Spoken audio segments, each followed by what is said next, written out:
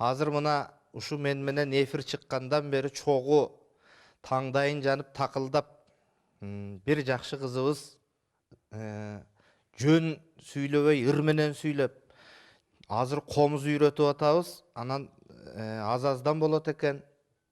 Эгер комузду жакшылап чертип кетпесе, анда барпынын обонун жакшылап үйрөтөбүз дагы айтышка салабыз. Ошондо күбө болуп каларсыздар. Бирок азыр мырзайым, өзүң жазып жүргөн жакшы ырларың бар. Ушул Ноорузда бир ошол ырларыңдан окуп бербесең болбойт. Ушуну суранабыз.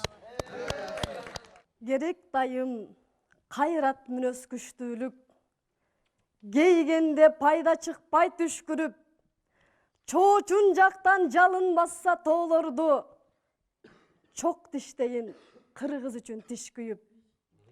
Кылычтында курч мизинен тайбаган, кыз болоюн курман жандай кайрадан, тикен толгон жолду басып өтөрмүн, тилимдеги ырым менен сайраган.